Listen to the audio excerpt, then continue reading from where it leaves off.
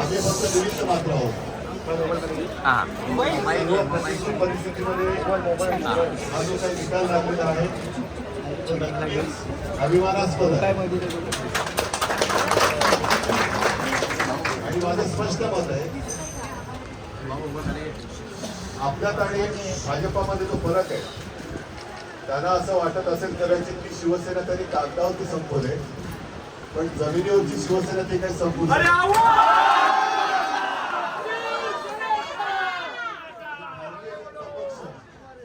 फक्त कागदावरती राहिलेला आहे, जमिनीवरती राहिलेला नाही. कारण सर्व लालूच, आमिष, यंत्रणेचा दुरुपयोग हे सगळे प्रकार त्यांनी केले. गद्दार विकले गेले, पण निष्ठा विकत नाही घेऊ शकले. तुमच्या निष्ठेला मी मानाचा मुजरा करतो आणि जबाबदारी आता आपली वाढलेली आहे.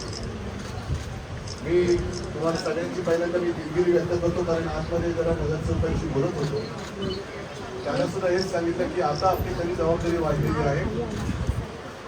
आपला महापौर व्हायला पाहिजे हे तर स्वप्न आहेच.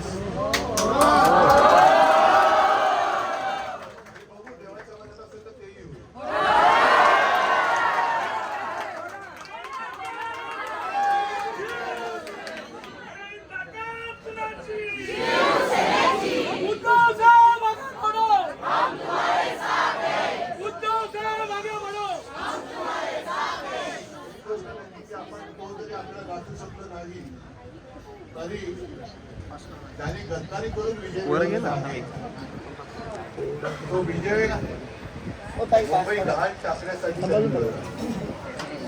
आणि हे जे पाप आहे त्या पापाला मुंबईकर मराठी माणूस कधी क्षमा नाही करणार.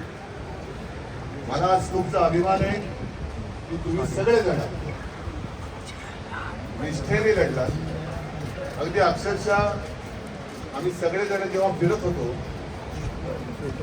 तेव्हा जेवणाची, खाण्याची, फिरण्याची कसलीही जशा त्यांनी सोयी सुविधा केल्या होत्या तशा सुविधा आपण नाही देऊ शकतो. पण तन मन धन, आपल्याकडे तन आणि मन आहे आणि त्यांच्याकडे फक्त धन आहे.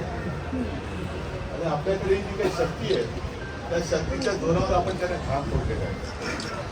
आणि ही शक्ती आता जी काही एकवटलेली आहे ही शक्ती अशीच एकजुटीने एकत्र ठेवा, जेणेकरून पुढच्या पिढ्यांना सुद्धा तुमचा अभिमान वाटेल की अरे माझे आई बाबा असतील, दादा असेल, ताई असेल, हे गद्दार जरी विकले गेले तरी हे माझ्या भवितव्यासाठी पैसे मिळत असताना सुद्धा विकले गेले नाही.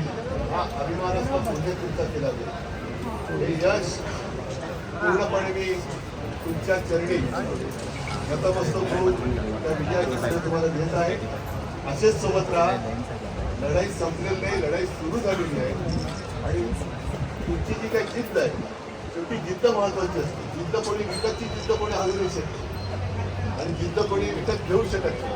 या जिद्दीच्या जोरावर आपण परत जिंकू. मला तर त्याची काही चिंता वाटत नाही. सगळ्यांना मी परत धन्यवाद देतो. असेच एकत्र राहा, मजबूतीने राहा. धन्यवाद. जय हिंद.